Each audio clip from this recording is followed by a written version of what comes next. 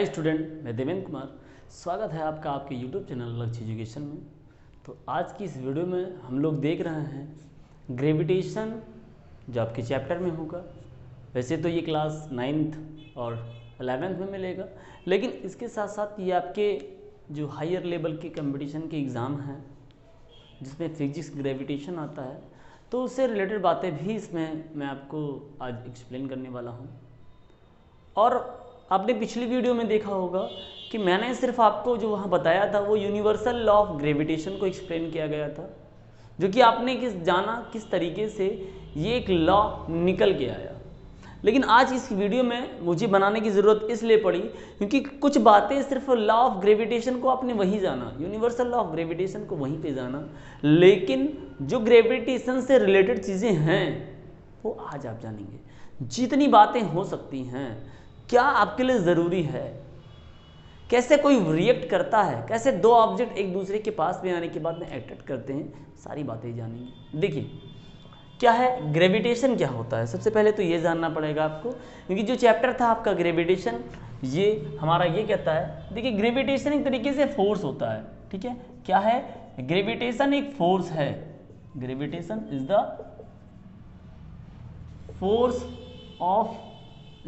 Force of attraction. Force of attraction क्या है? ये फोर्स ऑफ अट्रैक्शन है। अब आप कहेंगे फोर्स ऑफ अट्रैक्शन है, जी हाँ बिल्कुल, फोर्स ऑफ अट्रैक्शन है बिटवीन टू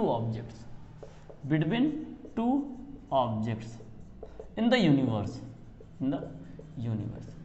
यानी यूनिवर्स में जितनी भी चीजें हैं वो क्या करती हैं, एक दूसरे को अट्रैक्ट करती हैं। फोर्स ऑफ अट्रैक्शन का मतलब यहाँ समझिएगा, अपने व्यू को आप अट्रैक्शन पे ही समझिएगा, आप अलग वे में मत जाएं। तो फोर्स ऑफ अट्रैक्शन क्या होता है? जब दो वस्तुओं को पास में लाते हैं, जब हम दो वस्तुओं को पास में लाते हैं, जैसे मैं ये दो मार्कर की बात कर रहा हूँ कि ये दो मार्कर है, जब इन दो मार्कर को पास में लाया जा रहा है तो क्या हो रहा है? पास में लाने का यहाँ सिर्फ मतलब नहीं है ये कैसे भी रख दिए जाएँ, जरूरी नहीं कि पास में लाएं, बस इन दोनों के बीच में क्या लग रहा है? ग्रेविटेशन फोर्स लग रहा है, ग्रेविटेशनल फोर्स लग रहा है। देखिए कैसे। फिर आप कहेंगे सर अट्रैक्शन अगर हो रहा है कि अगर ये एक दूसरे को अट्रैक्ट कर रहे हैं तो फिर आकर के चिपक जाने चाहिए, फिर ऐसे रुके क्यों हैं? या अगर हम कहें कि मेरी जो दोनों हाथ हैं, ठीक है, ये मेरे दो हाथ जो हैं वो एक दूसरे पर क्या लगाते हैं? फोर्स लगाते हैं। ये क्या लगाते हैं? एक फोर्स लगाते हैं। फिर आप कहेंगे कि सर आकर के क्या हो जाना चाहिए इनको? फिर तो चिपक जाना चाहिए, अट्रैक्ट होगा। आपने अट्रैक्शन कहा ना, तो क्या होगा? एक पास में आ जाना चाहिए। हाँ बिल्कुल, फोर्स ऑफ अट्रैक्शन ही है, लेकिन ये पास में नहीं आते हैं। अब पास में ना आने का रीज़न क्या है, पहले ही जाने। देखिए फोर्स ऑफ ग्रेविटेशन क्या कहता है कि आपके पास अगर दो ऑब्जेक्ट हों, ठीक है, दो ऑब्जेक्ट हों तो इनके बीच में जो फोर्स लग रहा है, ठीक है, इनके बीच में जो फोर्स लग रहा है, पहले तो लॉ ऑफ ग्रेविटेशन को थोड़ा सा और जान लेंगे। क्या होता है? वो F फोर्स लगता है जो इनके मास m1 और m2 पर डिपेंड करता है, यानी डायरेक्टली प्रोपोर्शनल होता है। और भी चीज़ क्या थी कि यही F जो होता है वो इनके बीच की जो दूरी होती है। देखिए डिस्टेंस जो मेजर किया जाता था वो सेंटर ऑफ कहाँ से? उन ऑब्जेक्ट के सेंटर से मेजर किया जाता है। जरूरी नहीं कि इसी तरीके से, मान लो ऑब्जेक्ट को यहाँ होता तो भैया ये यहाँ से मेजर किया जाता, ठीक है। हमेशा जो मेजर किया जाता है वो सेंटर से किया जाता है। तो उनके बीच की दूरी के क्या होता है? व्युत्क्रम के, है ना, उनके बीच की जो दूरी होती है उनके स्क्वायर के व्युत्क्रम होते हैं। तो क्या बन के निकला था? आपको बन के निकला था m1 m2 अपान r स्क्वायर। और जब कोई प्रोपोर्शनल का चिन्ह हटाया जाता है तो पता है आपको g m1 m2 अपान r स्क्वायर, ठीक है, ये लगाया गया।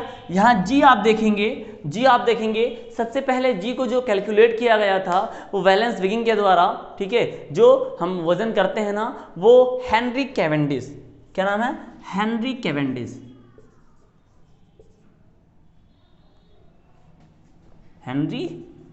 कैवेंडिश के द्वारा सबसे पहले मेजर किया गया था। यानी g की जो वैल्यू आप जानते हैं, जो आप जानती है g है क्या? एक्चुअल में जो g आपने कहा वो कहा u GC universal gravitational constant, और इसका जो मेजर किया था, इसकी जो वैल्यू निकाल के लाए थे वो किसने निकाला था? जी बिल्कुल हेनरी कैवेंडिश ने निकाला था। कितना बताया था? 6.67 10⁻⁻11 न्यूटन मीटर स्क्वायर पर किलोग्राम स्क्वायर। ये किसने दिया था? हेनरी कैवेंडिश ने दिया था। ठीक है, तो दो ऑब्जेक्ट के बीच में जो मासेस लग रही हैं उनकी बीच की दूरी के क्या होता है? व्युत्क्रमानुपाती, और उनके मास के अनुक्रमानुपाती होता है। तो ऐसा निकल के आया था, आपने वो वीडियो देखा होगा। ठीक है, अब बात आई कि अगर ये दो ऑब्जेक्ट हैं, सपोज कि मैं बात कर रहा हूं, मान लीजिए कि हमारा क्या है, मैंने एक ऐसा मैग्नेट लिया, ठीक है, और हम एक बड़े मैग्नेट पर, मान लीजिए हम यहाँ पर खड़े हुए हैं, ठीक है, हम एक बड़े मैग्नेट पर खड़े हुए हैं, जबकि हमारे हाथ में क्या है? हमारे हाथ में दो छोटे मैग्नेट हैं। ठीक है, हमारे हाथ में दो छोटे मैग्नेट हैं, तो आप क्या कहेंगे कि भैया इसमें भी कुछ मास होगा, इसमें भी कुछ मास होगा। ठीक है, ये बड़ा सा मैग्नेट है, ये बड़ा सा मैग्नेट है, ये छोटे छोटे मैग्नेट्स हैं, ये दो छोटे छोटे मैग्नेट्स हैं। तो आप क्या कहेंगे कि बताइए कि यहाँ जो फोर्स ऑफ अट्रैक्शन लग रहा है दोनों छोटे मैग्नेट पर, क्या ये पास में आ जाएंगे या जो बड़ा वाला लग रहा है उसके पास जाने की कोशिश करेंगे? आप कहेंगे सर ऐसा तो नहीं आ सकता है, क्योंकि देखो अब जो इनके अंदर यहाँ जो पावर लगेंगे, इनमें जो शक्ति लगेगी, इनमें जो फोर्स ऑफ अट्रैक्शन लगेंगे, वो यहाँ पर जो लगने वाले मैग्नेट हैं उनसे अट्रैक्शन फोर्स क्या होंगे? कम होंगे। इट मीन्स ये दोनों कहाँ पर जाने की कोशिश करेंगे? कहाँ पर जाने की कोशिश करेंगे? इस मैग्नेट के पास जाएंगे, मैग्नेट इस बड़े वाले मैग्नेट की तरफ अट्रैक्ट हो जाएंगे, छोटे वाले मैग्नेट की तरफ ये आपस में अट्रैक्ट नहीं होंगे, जबकि फोर्स ऑफ अट्रैक्शन वहां भी लग रहा है, वहां भी लग रहा है, लेकिन वो किसकी तरफ आएंगे? बड़े मैग्नेट की तरफ आएंगे। ठीक, समझे ना? वैसे ही जैसे ये काम हो रहा है, वैसे ही हमारा अर्थ क्या हो है? अर्थ भी क्या काम कर रहा है? हमारा अर्थ जो है, अगर हम अर्थ पे खड़े हैं, ठीक है, मान लीजिए एक कोई यहाँ खड़ा है और दूसरा कोई यहाँ खड़ा है, अरे आप कहोगे गिर जाएगा, अरे गिरे वरेगा नहीं, समझिए, ये क्या है? फोर्स ऑफ अट्रैक्शन लग रहा है, अर्थ इसके ऊपर बल लगा रहा है ना, नहीं गिरेगा। तो ये जो है, मान लीजिए कोई खड़ा है और दूसरा यहाँ पर कोई खड़ा है, ठीक है, एक आदमी है, मान लीजिए कुछ भी नाम दे सकते हो, यहाँ पर उसका मास m1 है और ये m2 है। तो जो इनके ऊपर, जो इनके द्वारा लग रहा है फोर्स ऑफ अट्रैक्शन, जो अर्थ भी इनके ऊपर लगा रहा है, अर्थ भी इनके ऊपर क्या लगा रहा है? एक बल लगा रहा है। ठीक है, वो ग्रेविटेशन आप देखेंगे इनके द्वारा जो लगता है उसकी अपेक्षा यहाँ जो अर्थ लगाता है वो ज़्यादा होगा। सर क्यों ज़्यादा होगा? अरे भैया ये दोनों होंगे मास कम होंगे, और ये दोनों मास क्या है भाई? अर्थ क्या है? अर्थ की मास ज़्यादा है ना। अर्थ का अगर मास ज़्यादा है तो क्या करेगा? अर्थ की तरफ अट्रैक्ट होगा। अर्थ का मास क्या है? अर्थ का मास क्या है? 6 × 10⁻24 किलोग्राम, भैया ये अर्थ का मास है। और जबकि ये मान लो 100 किलोग्राम के, या मान लो 1000 किलोग्राम, 2000 किलोग्राम के, फिर भी देखोगे क्या होगा? उसके मास कम होंगे। तो ये जो आपस में लगाएंगे, इनकी जो ग्रेविटेशन फोर्स होगी उसकी अपेक्षा जो अर्थ लगाएगा वो ज़्यादा होगा। तो जो अर्थ ज़्यादा लगा रहा है, इसका मतलब क्या हो रहा है कि इनमें जो है वो एक दूसरे को अट्रैक्ट नहीं कर पाते हैं। मतलब फोर्स तो लग रहा है, फोर्स ऑफ अट्रैक्शन तो वहाँ अप्लाई हो रहा है, लेकिन वो एक दूसरे की जाकर के पास नहीं पहुंचते हैं। अर्थ के द्वारा वो कांस्टेंट बने रहते हैं, जहां जितनी दूरी पर हैं वो बने रह जाते हैं। क्लियर बातें समझे ना? भैया अर्थ लगा रहा है इसलिए ऐसा काम हो रहा है। फिर अब बात आ गई कि ये ग्रेविटेशन हम पढ़ रहे हैं, तो ग्रेविटी क्या है? Force of attraction. हमने यहाँ ग्रेविटेशनल फोर्स को जाना कि जो दो ऑब्जेक्ट के बीच में फोर्स लगता है वो ग्रेविटेशनल फोर्स होता है। फिर ग्रेविटी क्या है? देखिए यहाँ जो ऑब्जेक्ट को हमने लिया है, इनके बीच में जो बात कर रहे हैं वो उनके मासेस पर डिपेंड करता है। ठीक है, इनके मासेस पर डिपेंड करता है। अब हम ये कह लें कि दोनों ऑब्जेक्ट हमने लिया था, उसमें एक ऑब्जेक्ट क्या है? आपका अर्थ है। हमने जो दो ऑब्जेक्ट लिया, ठीक है, हमने मान लीजिए यहाँ पर एक अर्थ लिया और दूसरा भाई कोई साहब यहाँ खड़े हैं, ठीक है, कोई खड़े हैं, तो इनमें कुछ मास होगा, उसका मान लेते हैं हम कितना है? m है। और जबकि अर्थ के मास को कैपिटल M मान लेते हैं, उनमें स्मॉल m मान लेते हैं। तो जब ये मतलब दोनों ऑब्जेक्ट में से अगर एक ऑब्जेक्ट अगर अर्थ है, सिर्फ अर्थ का मतलब नहीं, कोई भी वो प्लैनेट है, कोई भी प्लैनेट है, तो उस पर जो फोर्स लगाएगा, ठीक है, अर्थ या कोई प्लैनेट हो और दूसरा कोई ऑब्जेक्ट हो, कुछ भी हो, तो यहाँ जो वर्ड कहा जाएगा, ठीक है, ये जो निकल के आएगा वो ग्रेविटी होगा।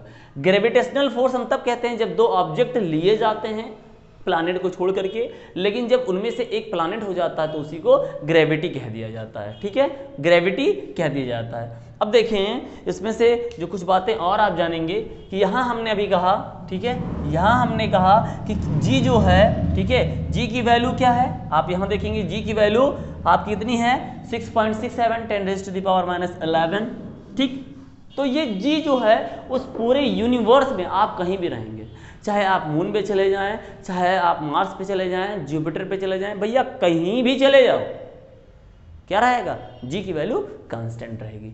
हमने यहाँ कहा कि अगर मान लीजिए हमने दो ऑब्जेक्ट लिया है, उनमें से एक ऑब्जेक्ट हमारा अर्थ है, तो देखिए अर्थ अगर है हमारा, क्या काम होगा, देखिए हमने ऐसा कहा कि एक क्या है हमारा अर्थ है, ये ठीक है, अर्थ है, इसका मास हमने मान लिया है कैपिटल M, जबकि कोई ऑब्जेक्ट यहाँ पर है, ठीक है, और उसका मास जो आप देखेंगे कितना है मास, वो m है, ठीक।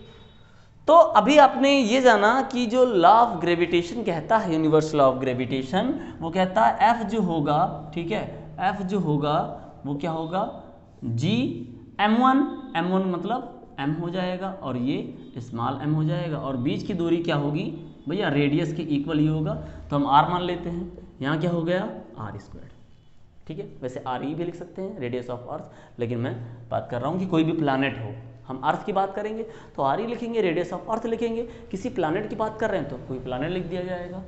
तो मुझे क्या मिल रहा है, ये एक फोर्स जो है वो दो ऑब्जेक्ट के बीच में ऐसा लग जाता है, समझिए, ठीक है, समझिए। यही एक बात है, मैं कह दूं कि एक वर्ड होता है फ्री फॉल, ठीक है, फ्री फॉल क्या होता है समझिएगा, इसको मैं रिलेट करने जा रहा हूं कहीं और से, समझिए। फ्री फॉल क्या होता है, जब कोई ऑब्जेक्ट अर्थ की तरफ आता है, जब कोई ऑब्जेक्ट क्या होता है, फ्रीली अर्थ की तरफ अट्रैक्ट होता है ना, फ्रीली अट्रैक्ट टूवर्ड्स अर्थ, ठीक है। जब फ्रीली कोई ऑब्जेक्ट अर्थ की तरफ आ जाता है तो इसको कहते हैं फ्री फॉल। उस फ्री फॉल में आपने उस फ्री फॉल में एक वर्ड देखेंगे कि जब कभी भी क्या होता है, वो नीचे आता रहता है तो उसका एक्सेलरेशन जो होता है वो बढ़ता जाता है। ऊपर से मान लीजिए हमने यहाँ पर कोई छोड़ा है ना ऑब्जेक्ट, फ्री फॉल, ये जो होगा वो क्या होगा, फ्री फॉल होगा। तो जब यहाँ से हम छोड़ते जाते हैं ना, तो ऊपर से हमने कुछ भी शुरुआत की हो, ऊपर से हमने अगर ये शुरुआत किया है तो क्या है, अगर हम ऊपर से शुरुआत करते हैं तो भैया उसका क्या होगा, वेलोसिटी या एक्सीलरेशन उस समय 0 होगा। लेकिन जैसे जैसे हम उसको नीचे लाते हैं, छोड़ते हैं, उसका एक्सीलरेशन बढ़ता जाता है, ये तो होता है ना। लेकिन ये ऊपर से गति कर रहा है, ठीक है भाई, ग्रेविटी इसको खींच रही है, तो एक्सीलरेशन जो जी है, जैसे जैसे वो नीचे अर्थ की तरफ आएगा, ठीक है, जैसे जैसे वो अर्थ की तरफ आएगा उसकी क्या होगा, एक्सीलरेशन बढ़ता जाएगा। आप एक बार बात समझिए कि आपने कहा कि भैया एक्सीलरेशन है और वो ऑब्जेक्ट का क्या होगा, कुछ मास होगा, एक्सीलरेशन हो रहा है और उस ऑब्जेक्ट का कुछ मास है, तो एफ क्या होगा, F इज इक्वल टू हम जानते हैं ma, और इसको हम ऐसा भी लिख सकते हैं F is equal to mg, ठीक है, F is equal to mg। जबकि यही F is equal to mg क्या हो जाता है, वेट भी हो जाता है, ठीक है, आगे पढ़ेंगे, बताएंगे आपको, समझाएंगे और आगे पढ़ेंगे, यही वेट हो जाता है। लेकिन हम अभी छोड़ते हैं, अपना वजन तो अभी नाप नहीं रहे ना। तो देखिए F इज इक्वल टू क्या होता है, फोर्स जो होता है भैया जानते हैं मास और एक्सीलरेशन के इक्वल होते हैं। इस F को यहाँ आप रिलेट कर दीजिए, ठीक है, आप यहाँ रख दीजिए, तो क्या रख दिया, mg is equal to G capital M small m upon r², ये m कैंसिल होगा, क्या मिल जाएगा, g is equal to capital G m upon r²। देखिए ये जो ली है ये क्या है, ये ही आपका है एक्सीलरेशन, ठीक है, ये आपका है acceleration due to gravity, acceleration due to gravity, ठीक है, ये acceleration due to gravity. It means कि अगर मुझे क्या कोई ऑब्जेक्ट हमने लिया है, उसका मास पता हो और वो कितनी दूर पर रखा हो दूसरे ऑब्जेक्ट से। अब ग्रेविटी की बात कर रहे हैं तो अर्थ से कितनी दूरी पर रखा हो। अब जाहिर सी बात है अर्थ से दूरी जितना है भैया, अर्थ के सरफेस पे हम आप खड़े हैं, अर्थ के सरफेस पे ही होते हैं। तो जब अर्थ के सरफेस पे हैं तो अर्थ का रेडियस ले लिया जाएगा और मास ले लिया जाएगा। तो हम देखेंगे जी की वैल्यू, हमें जो स्मॉल जी की वैल्यू मिलेगी वो क्या मिलेगा। आप जी की वैल्यू जानते हैं कैपिटल जी की, हेनरी कैवेंडिश ने दिया था 6.67 10 रेज़्ड पावर 11। और यहाँ मास ऑफ देखिए m क्या है, अर्थ है। अर्थ का मास कितना होता है, अर्थ का mass 6 × 10 raised to the power 24 kilogram. ठीक है, हमने रख दिया भैया 6 × 10 raised to the power 24 kilogram. और इन सब में देखो क्या होता है, रेडियस लिया जाता है। अब आपको पता है रेडियस जो होता है अर्थ का, ठीक है, अर्थ का जो रेडियस होता है, हम यहाँ RE से लिख देते हैं कि रेडियस ऑफ अर्थ वो कितना होता है 6400 किलोमीटर। जब इसको हम साइंटिफिक फॉर्म में चेंज करेंगे तो 6.4 आपको मिल जाएगा और 10 raised to the power 6 metre. ठीक है, जब इसको चेंज किया जाएगा तो आप देखेंगे कितना मिल जाएगा 6.4 10 रेज़्ड टू द पावर 24, यानी कि 6.4 10 raised to the power 6 metre squared. ये रखेंगे और जी की वैल्यू जो हम देखेंगे तो 9 पॉइंट, पूरा कैलकुलेट भैया सॉल्व कर लीजिए ना इसको पूरे को, हाँ सॉल्व कर लीजिए, क्या मिल जाएगा मीटर पर सेकंड मिल जाएगा। ये जो वैल्यू आप देखेंगे ये क्या है, अर्थ पर जो जी की वैल्यू है स्मॉल जी की, यानी ग्रेविटी जो है यहाँ पर अर्थ पर जो ग्रेविटी है ये। अब बात आई क्या अर्थ पर ग्रेविटी हर जगह सेम है। अर्थ में आपने निकाला जी इक्वल टू 9.8 मीटर पर सेकेंड स्क्वायर, तो क्या हर जगह आपको जो दिखेगा अर्थ पर वो सेम है। एक बात आप जानते हैं, क्या अर्थ पूरा एकदम से गोला है, क्या एकदम से गोल है, क्या पूरा वो स्फीयर है, नहीं ना, बिल्कुल नहीं। तो जब अर्थ का जब पूरा वो गोल नहीं है, ठीक है, जब वो पूरा एकदम से शेप उसका गोल तरी नहीं है, स्फीयर टाइप का नहीं है ना, तो आप देखेंगे जो पोल और इक्वेटर, दो वर्ड आपको मिलेंगे, पोल और इक्वेटर। तो जो इक्वेटर में होता है वो क्या है, इक्वेटर आप देखेंगे वहां रेडियस क्या आपको मिलेगा, इक्वेटर आपको क्या मिलेगा, इक्वेटर पर क्या मिलेगा भाई, रेडियस ज्यादा होगा, क्योंकि इक्वेटर पर क्या होता है भाई, मान लो यहाँ इक्वेटर है ना, ये इक्वेटर है और ये पोल्स हैं। पोल्स की दूरी आप देखोगे क्या है, अगर हम इसको भी आर से लिखते हैं, कैपिटल आर लिखते हैं, तो हम देखेंगे कैपिटल आर की जो वैल्यू है वो रेडियस स्मॉल आर से ज़्यादा, यानी कि जो हम रेडियस देखेंगे किसका, अर्थ। भाई रेडियस कहाँ से मेज़र किया जाता है, अर्थ के सेंटर से मेज़र किया जाता है। तो अर्थ के सेंटर से अगर हम पोल्स की दूरी देखते हैं कम होगा, अर्थ के सेंटर से, और इक्वेटर की अगर हम दूरी देखते हैं तो वो ज़्यादा होगा। इट मीन्स जो रेडियस इक्वेटर से रेडियस होगा और जो पोल से रेडियस होगा उसके बीच में रिलेशन आप ये देखेंगे कि कैपिटल आर यानी रेडियस फ्रॉम इक्वेटर, और अर्थ का रेडियस अगर हम इक्वेटर से चेक करते हैं तो वो ज़्यादा होगा, पोल से चेक करेंगे, पोल से देखेंगे तो कम मिलेगा। इसी रीज़न की वजह से जो आप देखेंगे कि जो जी की वैल्यू है वो इक्वेटर पर, कहाँ पर, इक्वेटर पर आपको मिलेगा 9.78 मीटर पर सेकेंड स्क्वायर, जबकि अगर हम पोल्स की बात कर लेंगे तो पोल्स पे जो जी की वैल्यू होती है वो 9.83 मीटर पर सेकेंड स्क्वायर। पोल्स पर हम देखेंगे जो जी की वैल्यू है वो 9.83 मीटर पर सेकेंड स्क्वायर, ये पोल्स पर होगा। अब बात आ गई कि हम क्या लेते हैं, तो ध्यान रखेंगे हम अर्थ के सरफेस पर जब रहते हैं तो अर्थ हम वहाँ पर मीन है ना ग्रेविटेशन लेते हैं, वैल्यू लेते हैं जो कि 9.8 मीटर पर सेकेंड स्क्वायर होगा।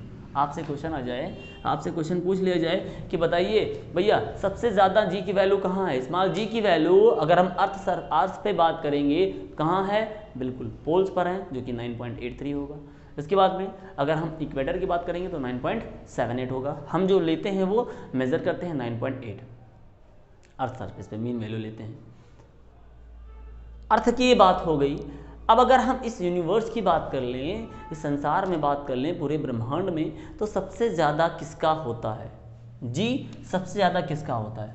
आप देखेंगे जुपिटर क्या होता है, बहुत बड़ा होता है। एक जुपिटर आप देखेंगे प्लानिट है, ठीक है, आप जानते हैं 8 प्लानिट में जुपिटर है। जुपिटर जो है वो अर्थ से लगभग 2.5 गुना बड़ा होगा, ठीक है, लगभग 2.5 गुना बड़ा है। मास की बात करते हैं, अगर मास या उसके रेडियस की बात कर लेते हैं ना, तो मास में हैवियर जो होगा वो अर्थ से लगभग 2.5 गुना, ठीक है, 2.5 जो होगा वो इतना ज़्यादा बड़ा है, मास उसका ज़्यादा है।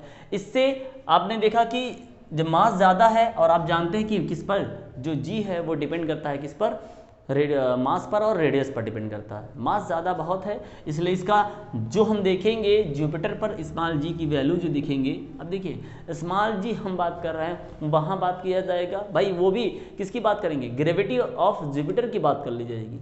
जैसे हम यहाँ ग्रेविटी ऑफ अर्थ की बात करते हैं, एक्सीलरेशन ड्यू टू ग्रेविटी, और ये अर्थ का ही है, वैसे ही अपने भी हर एक प्लैनेट का अपना कुछ ग्रेविटी होता है, जिनमें सबसे ज़्यादा आप देखेंगे जुपिटर का होता है 26.0 मीटर पर सेकेंड स्क्वायर। ये जुपिटर पर स्मॉल जी की वैल्यू है। सबसे कम कहाँ मिलेगा, सबसे कम इस 8 प्लैनेट में आप देखेंगे तो सबसे कम जो होगा वो आपको मिलेगा मरकरी पे, ठीक है, मरकरी पे जो होगा वो सबसे कम उसकी वैल्यू होती है, ठीक है, कितना होता है 3.61 मीटर पर सेकेंड स्क्वायर। यहाँ जो आप जी देखेंगे तो आप जो देखेंगे यहाँ वैल्यू वो 3.61 मीटर पर सेकेंड स्क्वायर मरकरी पर जी की वैल्यू है, और सबसे ज़्यादा जो होगा वो जुपिटर पे है। अर्थ सरफेस पर देखिए, हर जगह आप इसको थोड़ा सा ध्यान से पढ़िएगा। अर्थ सरफेस पर इक्वेटर पे सबसे कम है, पोल्स पर सबसे ज़्यादा है, और अगर हम बाहर चले जाते हैं तो जुपिटर पे सबसे ज़्यादा ग्रेविटी है और मरकरी पर सबसे कम है। दूसरी एक बात, जुपिटर और ग्रेविटी हमने ये देख लिया, जब कभी भी हम मूव करते हैं, ठीक है, जब कभी भी हम क्या करेंगे, अर्थ सरफेस को छोड़ करके अगर हम थोड़ा सा ऊपर जाते हैं, ठीक है, तो जी जो होता है वो क्या होता है, जी की वैल्यू डिक्रीज होती है। और अगर अर्थ सरफेस पे बहुत नीचे चले जाते हैं ना, अर्थ बस सरफेस पे नीचे चलते हैं, तब भी जी की वैल्यू क्या होती है, डिक्रीज होती है। सिर्फ अर्थ सरफेस की हम बात करते हैं, वहाँ पर कितना 9.8 होता है। सेंटर आप जानते हैं कि एक अर्थ का सेंटर भी होता है, और क्योंकि थोड़ा सा कहीं ना कहीं वो शेप एकदम से स्फीयर नहीं, लेकिन वो स्फीयर टाइप का ही माना जाता है, तो एक सेंटर होगा और उस सेंटर पर जो ग्रेविटी होगी, ठीक है, सेंटर ऑफ ग्रेविटी अगर हम बात कर लेते हैं यहाँ पर जो होगा सेंटर पर, तो वहाँ पर ग्रेविटी कितना होता है, 0।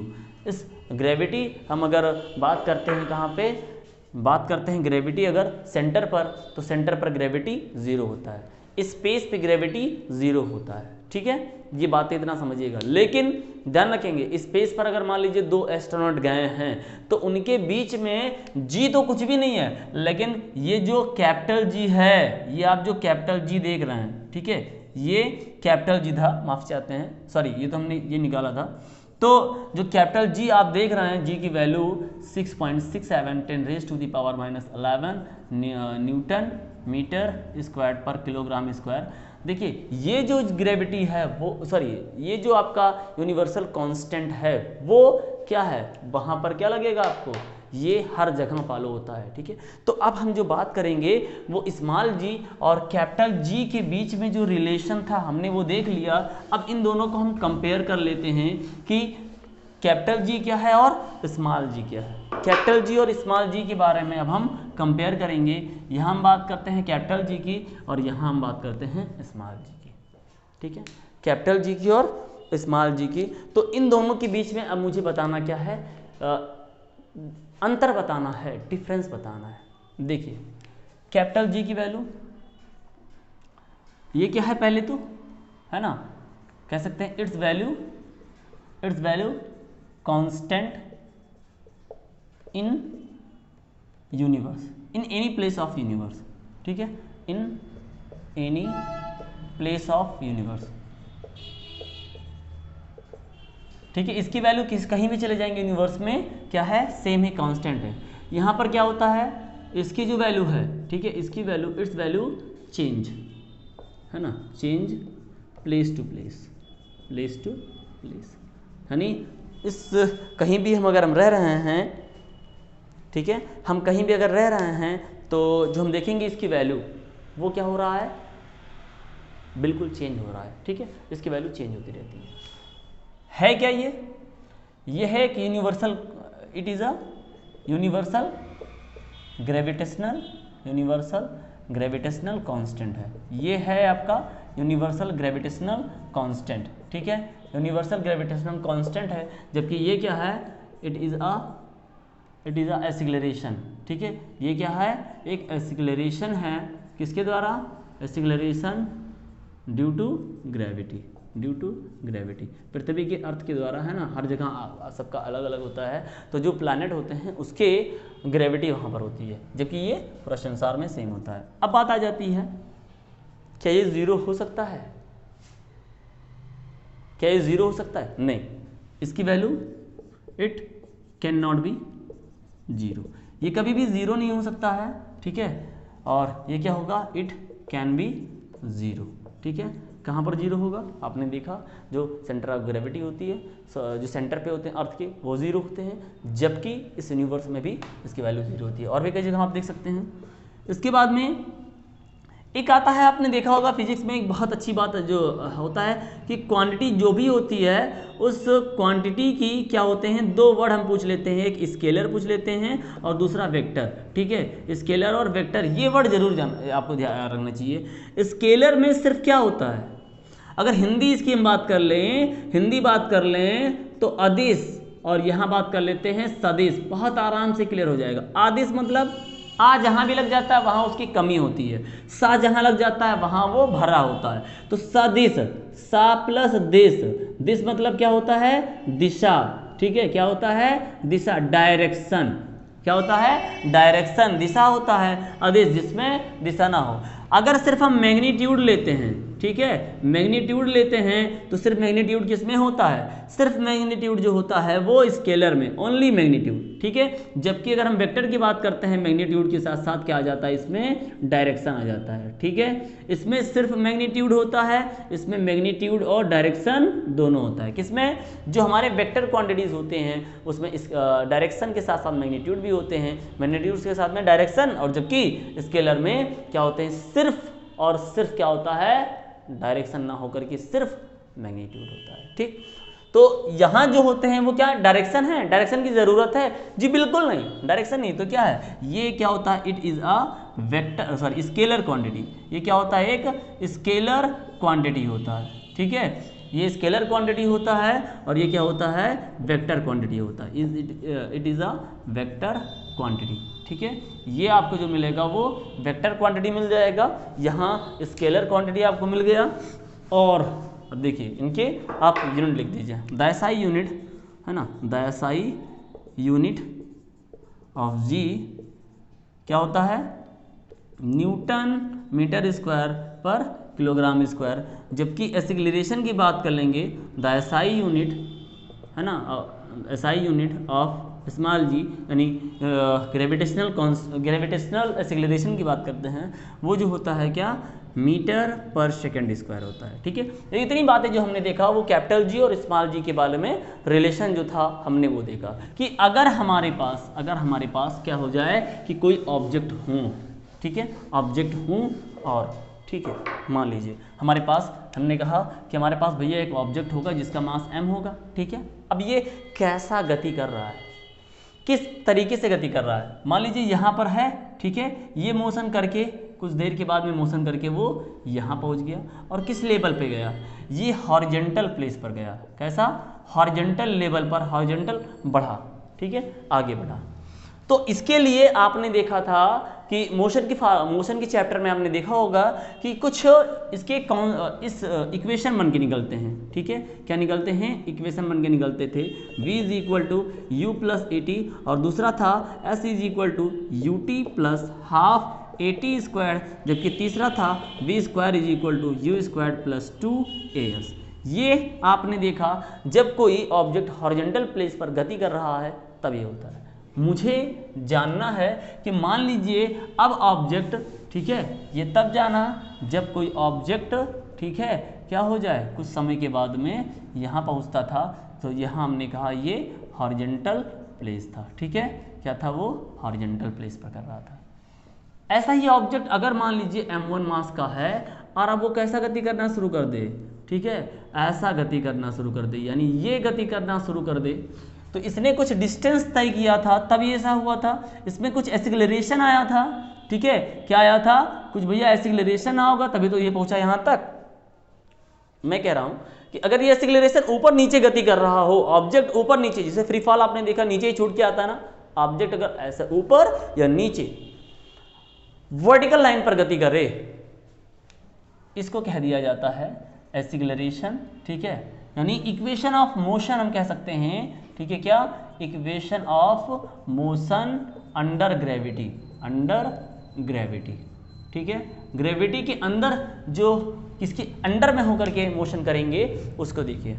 तो उसके स्थान पे आपको जो रिप्लेस करना है, देखिए हॉरिजॉन्टल प्लेस पर जब गति करता था तब एक्सेलरेशन होता था, जबकि वर्टिकल प्लेस पे गति करेगा तो ए के स्थान पे क्या रख देंगे, जी रख देंगे। और जो ये जा रहा था तो कोई डिस्टेंस तय कर रहा था, भैया ये हाइट तय करेगा तो एस के स्थान पे क्या रख देंगे, एच रख देंगे, एस के स्थान पे एच रख देंगे। दूसरी बात एक बात और देख लें, ठीक है, क्या देख लें कि आप देखें कि यहाँ रखेंगे तो जो हमें ग्रेविटी के अंदर जो मोशन करने वाले मिलेंगे वो आपको क्या मिलेगा, पहला मिल जाएगा, फर्स्ट वाला जो मिलेगा वो v is equal to U T plus g t, ठीक है, v is equal to u plus g t. दूसरा यहाँ s के स्थान पे क्या करेंगे, h रखेंगे, h is equal to U T plus half A था तो क्या हो जाएगा, जी हो जाएगा जी टी स्क्वायर। जबकि तीसरा आपका जो था वी स्क्वायर, ठीक है, और क्या था यू स्क्वायर प्लस 2as, तो 2 क्या हो जाएगा जी एच, ए के स्थान पे क्या हो जाएगा जी और एस के स्थान पे एच, तो ये मिल जाएगा। एक बात बताएं, ऊपर जब फेंकते हैं क्या, ऊपर जाते हैं तो क्या होता है, ग्रेविटी कम होती है ना, ऊपर ले जाने पर ग्रेविटी क्या होता है, कम होता जाता है, जो स्मॉल जी होती है उसकी वैल्यू डिक्रीज होती है। इट मीन्स अगर हम कह दें कि हमारे पास ऑब्जेक्ट यहाँ था और हम कहाँ ले गए इसको भैया हम ऊपर ले गए, ठीक है, कैसा ले गए, अपवर्ड ले गए ऊपर की तरफ, तो यहाँ पर जो जी लिया जाएगा वो कैसा मेजर करेंगे, निगेटिव मेजर कर लेंगे। अपवर्ड ले जाने पर जी की वैल्यू निगेटिव रखेंगे, जबकि अगर मान लो हमारा ऑब्जेक्ट है वो कैसा गति करे, ऊपर से भैया नीचे आ रहा हो, तो हम जानते हैं कि ऊपर से नीचे आ रहा है, इसका मतलब जी जो होगा वो क्या गति कर रहा है, डाउनवर्ड कर रहा है, डाउनवर्ड ऑब्जेक्ट आपका गति कर रहा है, तो वहाँ जी जो लिया जाएगा वो पॉजिटिव लिया जाएगा, यहाँ निगेटिव लिया जाएगा। तो इसी इक्वेशन को हम जब न्यूमेरिकल सॉल्व करेंगे तो उसमें स्मॉल जी और कैपिटल जी की वैल्यू को डिफरेंट रखा जाएगा। क्लियर, समझ पाए? अब देखिए आप, अगर हम बात कर लें कि अभी मैंने यहाँ पीछे टॉपिक छोड़ दिया, उसको ध्यान रखें कि जी जो होता है वो यहाँ पर तो 9.8 मीटर पर सेकेंड स्क्वायर्ड है अर्थ सरफेस पर, जबकि अगर हम मून की बात कर लें, अगर जी मून की बात कर रहा है तो मून पर क्या हो जाएगा, तो आप देखिए मून पर कितना होता है 1.6 मीटर पर सेकेंड स्क्वायर। इट मीन्स जो मून पर ग्रेविटी है वो अर्थ की ग्रेविटी की कितना हो जाता है, 1/6 हो जाता है, ठीक है, अर्थ सरफेस की ग्रेविटी का 1/6 हो जाता है। तो अब जो देखेंगे वो वेट से रिलेटेड चीजें हैं, उसको हम देखेंगे, तो उसको भी देखते हैं और जानते हैं क्या है। तो स्टूडेंट हमको पता है कि मास जो होता है वो क्या होता है, यहाँ पर मास जो होता है वो अमाउंट ऑफ सब्सटेंस कह सकते हैं, ठीक है, या ठीक है अमाउंट ऑफ सब्सटेंस, या ये कह सकते हैं मेजर ऑफ इनर्शिया, यानी अमाउंट ऑफ इनर्शिया, ठीक है, अमाउंट ऑफ इनर्शिया। आपको पता ये है डिफिनेशन, आपने ये पढ़ा था कि इनर्शिया जो होता है, ठीक है, इनर्शिया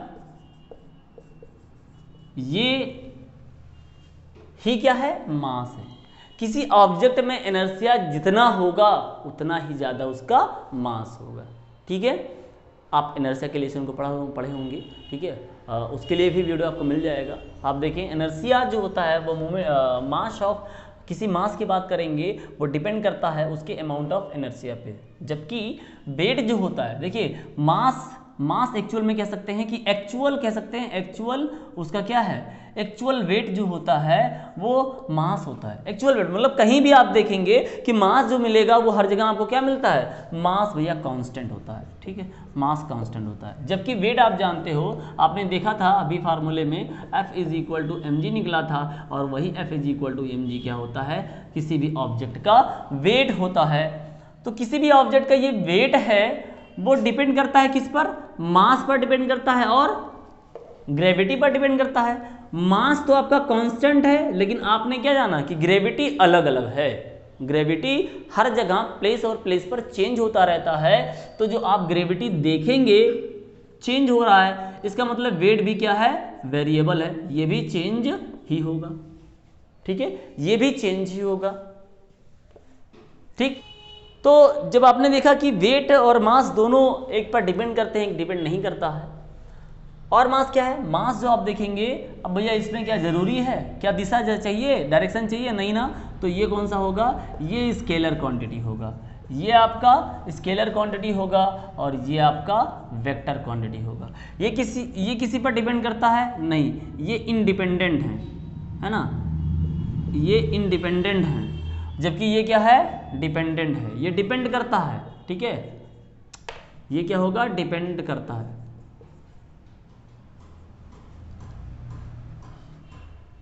ये क्या है, डिपेंड करेगा, और दूसरा जो होता है वो डिपेंड नहीं करता है। स्केलर और वेक्टर देख लिया, शायद कुछ बातें तो रह नहीं गई। हाँ, बातें ये समझ सकते हैं कि वेट, जैसे भैया आपने जाना GM इज इक्वल टू 1/6 क्या होता है, वो ग्रेविटी यहाँ की होती है। तो ऐसे ही मास आप जान लीजिए कि अगर हम मास की बात, वेट की बात कर लें, ठीक है, वेट ऑफ मून की बात करते हैं, तो जो वेट ऑफ मून होगा और वेट ऑफ अर्थ होगा, उसके बीच में जब हम देखेंगे कंपेयर करके, तो कितना हो जाएगा, 1/6 हो जाएगा। अब ध्यान रखें इसका, आप जरूर इन बातों को ध्यान रख लीजिए। यहाँ दोनों जगह मून है, यहाँ अर्थ होगा कि अगर आप यहाँ 10 किलो, मान लीजिए आप यहाँ 60 किलोग्राम के हैं, 60 किलोग्राम के आप यहाँ हैं, ठीक है, तो जैसे ही आप चले जाएं कहाँ पे, अर्थ पे चले जाएं। भाई देखो, मान लो मैंने कहा कि एक्चुअल में मास आपका 6 किलोग्राम है, ठीक है, एक्चुअल में मास आपका 6 किलोग्राम है, और अगर आप अर्थ सरफेस पे हैं, अर्थ सरफेस पर हैं, तो आपका वेट लगभग कितना हो जाएगा, 60, ठीक है, न्यूटन हो जाएगा। अब कहा सर ये कैसे आया, अरे आपको पता ना W इज इक्वल टू क्या होता है, mg होता है, ये 6 है, और g की वैल्यू को हम लोग कभी 10 भी ले लिया जाता है, जब उसको हम थोड़ा सा राउंड ऑफ करके लेते हैं तो कितना मिल जाएगा भैया, 60 न्यूटन मिल जाएगा। ठीक है, और यही चीज़ अगर हम चले जाएं कहाँ पर, मून पे चले जाएं, मून पर चले जाएंगे, तो जो यहाँ वेट होगा, जो यहाँ वेट होगा किसी ऑब्जेक्ट का, आप देखते हैं कोई व्यक्ति का ऑब्जेक्ट का जो मास अर्थ पर है वो 60 किलोग्राम है, जब चला जाएगा ये मून पे, तो ये कितना हो जाएगा भैया, 60 को भैया हम क्या कर लेते हैं, डिवाइड कर लेते हैं 6 से, तो हम जो देखेंगे वो सिर्फ कितने किलोग्राम, कितने न्यूटन का होगा, वो उसका वजन जो वहाँ मेज़र किया जाएगा वो 10 न्यूटन का होगा। ठीक, क्लियर। तो स्टूडेंट, आज आपने जाना ग्रेविटी और ग्रेविटेशन में अंतर, स्मॉल जी कैपिटल जी, मास और वेट में अंतर, कैपिटल जी की वैल्यू किसने दी, मास कहाँ क्या होता है, वेट कम होता है ज़्यादा होता है, इन सारी बातों को आपने जाना। अगली वीडियो हमारी जो आपको मिलेगी वो होगा फ्लोटेशन पे डिपेंड करेगा, फ्लोटेशन पर वीडियो बनेगा, यानी कि सिंक करेगा, कब फ्लोट करेगा, तैरेगा, डूब जाएगा, आर्किमिडीज प्रिंसिपल, ये सारी चीज़ें हम अगली वीडियो में जानेंगे। इसके बाद न्यूमेरिकल की वीडियो आपको आएगी, तो उन दोनों वीडियो को भी देखना ना भूलें। और अभी तक आपने चैनल सब्सक्राइब ना किया हो ना भैया, चैनल को सब्सक्राइब कर लीजिए और बेल आइकन को जरूर प्रेस कर लीजिएगा। बेल आइकन नहीं प्रेस करोगे, वीडियो आएगा, नोटिफिकेशन आपको मिल नहीं पाएगा। नोटिफिकेशन पाने के लिए, नई वीडियो को अपडेट पाने के लिए आपको क्या करना पड़ेगा, बेल आइकन को प्रेस करना पड़ेगा, नई वीडियो आएगी आपको मिल जाएगा। मिलते हैं अगले वीडियो में, बाय एंड टेक केयर।